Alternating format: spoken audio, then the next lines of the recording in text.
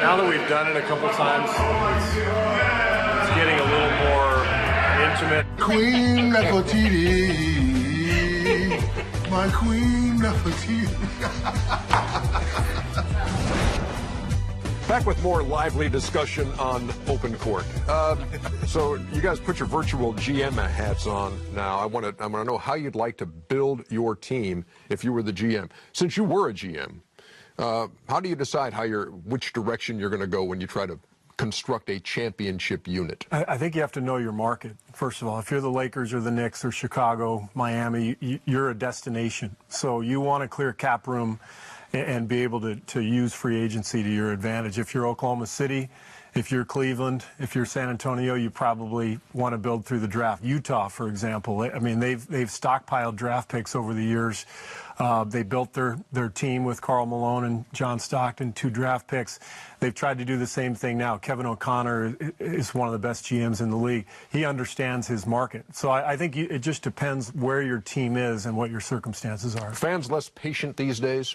Who was the guy who made the famous line, if you decided to do your thing based on what the fans think, you're going to be sitting next to them before too long? That was Charles. That was Charles, I think it was. But yeah, you've got to be patient, and you have to live with a lot of pain over a couple of years. You think about the Knicks, you know, for 2 years they were waiting for cap room to eventually use it. Those 2 years were difficult, but it was the right decision. Well, case in point, look at Portland. They thought the second coming was Greg Oden. Kevin Pritchard went out on a limb. Kevin Durant was the second pick. He's turned out to be all-world, and now Portland is on their, second or third general manager now. I believe Neil O'Shea has taken over for Rich Cho. So, look, if you're going to build through the draft, you're taking a gamble. If I'm starting a team today, I'm going to go after experienced veterans. And I agree with Steve. It depends on what market you're in. If you're in a smaller market, you've got to build through the draft because not a lot of players are coming to Indiana, Milwaukee, Memphis.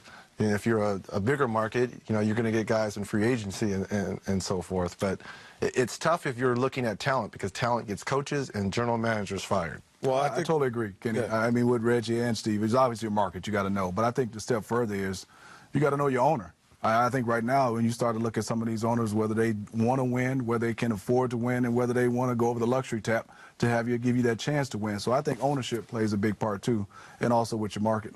I always thought the first thing that you had to do, Shaq, is establish what style of play you're going to do. We're a power team. I got Shaquille O'Neal power team, so I'm need shooters around the perimeter. I know what I'm looking for. A lot of these teams, to me, they just draft or they trade and they don't know what they're looking for, and they just got mismatched suits on. Right. You know what I mean? They don't have things that match.